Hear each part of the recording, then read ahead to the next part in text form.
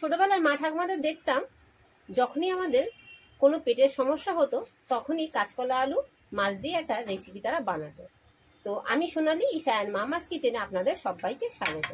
আমরা আবারও একটি নতুন রেসিপি নিয়ে হাজির হয়েছি। তো দেখতেই পাচ্ছেন এখানে আমরা নিয়ে নিয়েছি আজকে রুই মাছ, আর নিয়েছি আলু, আর নিয়েছি কাঁচকলা। তো এই কাঁচকলা, আলু আর রুই মাছ দিয়ে একটা পাতলা ঝোলের আজকে আমরা রেসিপি করব, যেটা স্বাস্থ্যের পক্ষে খুবই ভালো। আর এর মধ্যে আমি মশলার জন্য যেটা নিয়েছি সেটাও আপনাদের দেখিয়ে দিই, চলুন।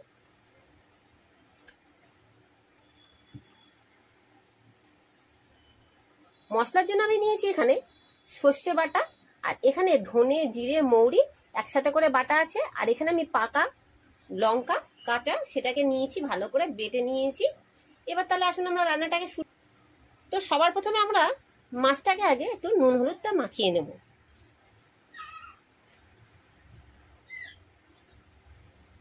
মাছটাকে আমরা নুন হলুদ মাখিয়ে নিই। হলুদ দিলাম,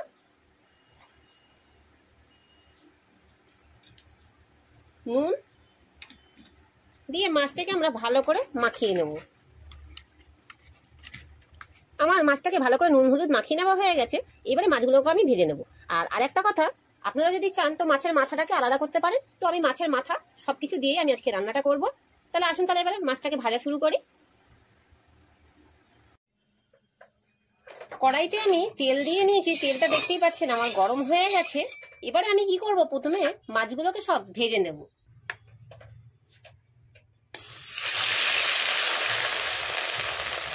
একে একে মাছগুলোকে আমি তেলের মধ্যে দিয়ে মাছগুলোকে ভালো করে ভেজে।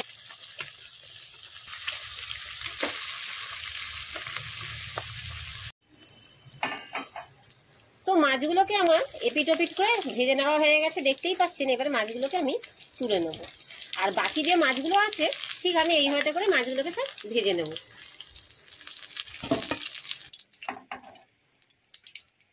তো বাকি মাছগুলোকেও আমি ওইভাবেতেই ভেজে নিচ্ছি।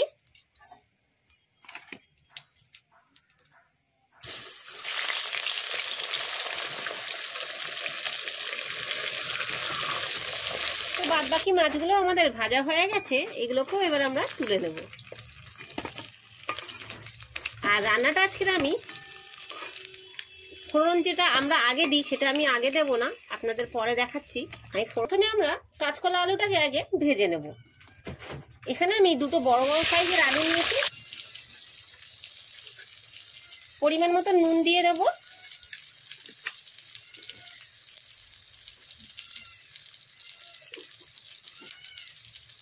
হলুদটা আমি একটু বাদে দেব।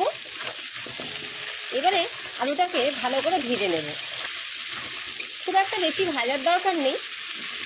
আর এই রান্নাটাতে আমি যে সর্ষে বাটাটা দিয়েছি, আপনাদের যখন পেটের সমস্যা হবে সর্ষে বাটাটাকে বাদ দিয়ে দেবেন, কারণ সর্ষে বাটা কিন্তু পেট কিন্তু গরম করে। তো তার জন্য কি করবেন, যখন আর কি পেটের কোনো সমস্যা হবে সেই সময় যদি আপনারা এই কাঁচকলা আলুর ঝোলটা যদি খেতে চান, তো তবে কি করবেন, সর্ষে বাটাটাকে বাদ দেবেন। বাদ দিয়ে আমি যেভাবে রান্না করছি ঠিক সেইভাবে রান্না করে খাবেন, সেটাও ভালো লাগবে খেতে আপনি। আর মাছের ঝোলের আলু কিন্তু এরকম লম্বা লম্বাই কিন্তু খেতে ভালো লাগে।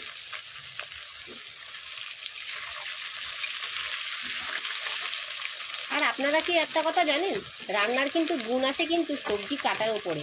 আর মশলাটাকে কেমন ভাবে আপনারা কষাচ্ছেন ঠিক তার উপরেই কিন্তু নির্ভর করে আপনাদের তরকারিটা কেমন স্বাদ হবে।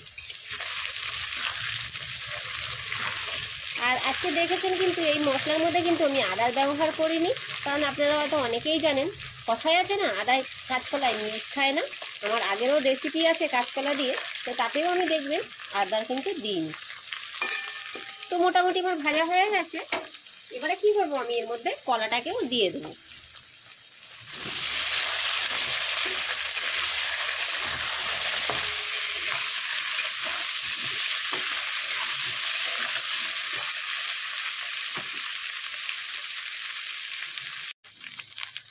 এবারে এর মধ্যে কিছুটা পরিমাণ হলুদ দিয়ে নেব।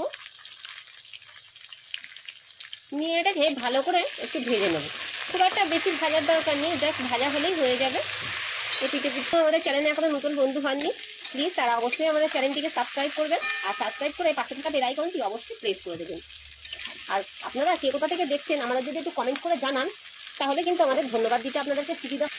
তো দেখতেই পাচ্ছেন আমার কিন্তু কাঁচকলা আলুটাকে ভালোই ভেজে নেওয়া হয়ে গেছে, এর থেকে আর বেশি ভাজার আমাদের প্রয়োজন নেই। এবারে আমি এর মধ্যে একে একে মশলাগুলোকে সব দিয়ে দেবো। আমি একেবারে মশলাটা দিচ্ছি কারণ আছে, কারণ আমি আলাদা করে মশলাটাকে কষাবো না, এর সাথে দিয়ে মশলাটাকে একটু করে নেবো। আর ফোড়নটা আমি আজকে লাস্টে আপনাদেরকে দেখিয়ে দিচ্ছি। এবার প্রথমে আমি পাকা কাঁচা লঙ্কাটাকে দিয়ে দিয়েছি, আর বেটে রাখা ধনে জিরে আর মৌরিটাকে দিয়ে এটাকে ভালো করে একটু কষিয়ে নেব। আর সর্ষেটাকে একটু বাড়ে দেবো, কারণ সর্ষেটা আগে দিলে সর্ষে কিন্তু তেতো ভাব হয়ে যাবে বেশি কষালে। আর এই রান্নাটা কিন্তু খুব চটজলদি হয়ে যায়, খুব একটা বেশি টাইম লাগে না। এবার এর মধ্যে আমি পরিমাণ মতো হলুদ গুঁড়ো দিয়ে দিচ্ছি, নুন দিয়ে দিচ্ছি।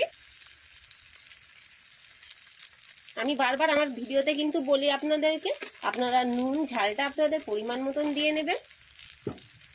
সামান্য একটু চিনি দেব, কারণ কাঁচকলাটা একটা দেখবেন কষকষ ভাব থাকে, তো যার কারণে মিষ্টিটা দিলে সেটার ব্যালেন্স হবে আর তরকারির ব্যালেন্সটাও ঠিকঠাক হয়ে যাবে, স্বাদের ব্যালেন্সটাও কিন্তু খুব সুন্দর থাকবে।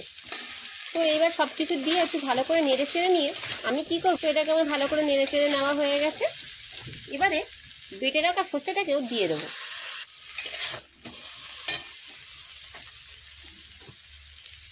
মশলা বাটার পরে আমার কিছুটা শিল ধোয়া জলটা ছিল, সেটাকেও আমি অ্যাড করে দেবো। এবার যেহেতু আমি সর্ষে বাটা দিয়েছি তার কারণে কি করবো, সামান্য ওপর থেকে একটু সর্ষের তেল ছড়িয়ে দেবো। খুব বেশি দিলাম না, সামান্য দিলাম। এবার গ্যাসের ফ্লেমটাকে আমি লো করে দিয়েছিলাম, এবার হাইটা দিয়ে এটাকে একটুখানি কয়েক সেকেন্ডের জন্য এটাকে একটু কষিয়ে নেব।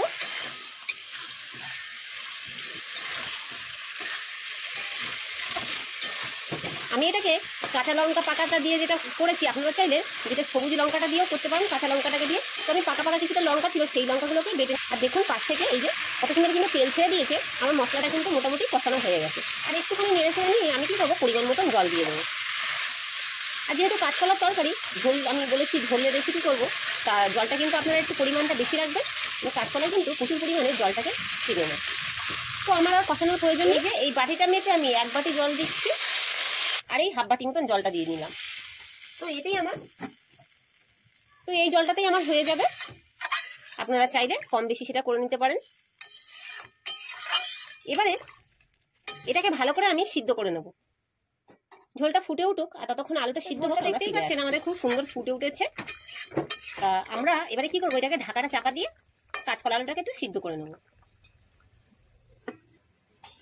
আর গ্যাসের ফ্লেমটাকে আমি মিডিয়ামে করে দিলাম, দিয়ে এটাকে একটু ভালো করে সিদ্ধ করে নেব। আর ঢাকাটা আমি কিছুক্ষণ আগে একবার খুলে রেখেছিলাম, তো আবার একবার দেখি।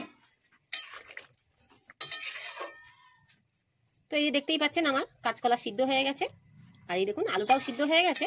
এইবার আমি কি করব, এই ঝোলটাকে নামিয়ে নেব। আমার কিন্তু এখনো কিন্তু তরকারি রেডি কিন্তু হয়নি। এবার আমরা কি করব, এটাকে একটা গামলার মধ্যে ঢেলে আমরা কড়াটাকে ধুয়ে নিয়েছি। এবার আমরা কি করব, এর মধ্যে আবারও কিছুটা সর্ষের তেল দিয়ে নেব। খুব বেশি একটা দেওয়ার দরকার নেই, অল্প দিলেই হয়ে যাবে। জাস্ট আমরা এর মধ্যে ফোড়নটা দেওয়ার জন্য এটা দিয়ে নিয়েছি। তেলটা আমাদের গরম হয়ে গেছে ফোড়নের জন্য। এই দেখুন 4টে আমি ছোট শুকনো লঙ্কা নিয়েছি, সেটাকে দিয়ে দেব। এর মধ্যে কিছুটা পরিমাণ 5 ফোড়ন দেব, সাদা জিরে দেব, আর 2টো তেজপাতা এটাকেও দিয়ে দেবো। দিয়ে ভালো করে একটু এটাকে, ফোড়নটা ভাজা হয়ে গেলে তার থেকে খুব সুন্দর একটা সেন্ট যখন বেরিয়ে যাবে, গন্ধ বার হলে এর মধ্যে আমরা কি করব, কাঁচকলা আলু সিদ্ধটাকে এর মধ্যে এবার আমরা অ্যাড করে দেবো। তো দেখতেই পাচ্ছেন আমাদের এই মশলাটাকে ভেজে নেওয়া হয়ে গেছে ফোড়নটাকে। এবারে আমরা সিদ্ধ করে, আর যখন এই ঝোলটা দিতে যাবেন তখন কিন্তু অবশ্যই গ্যাসের ফ্লেমটাকে একদম লো করে দেবেন, নাহলে হাতে কিন্তু ছিটকে আসে।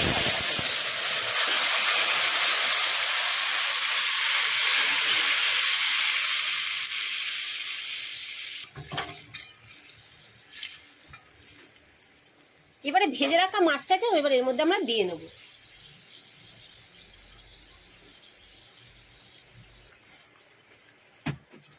এই মাছটা দিয়ে খুব একটা বেশি ফোটানোর দরকার নেই, জাস্ট ফুটে উঠলে এটাকে আমরা নামিয়ে নেব।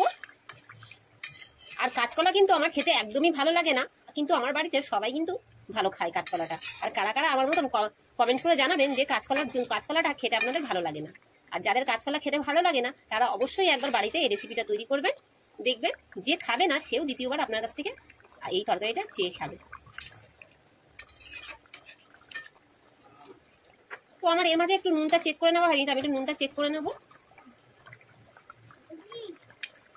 আমার নুন ঝাল সবকিছুই পুরো পারফেক্ট আছে। এবার একটু মিনিট খানেকের জন্য একটু চাপা দিচ্ছি ঢাকনাটা।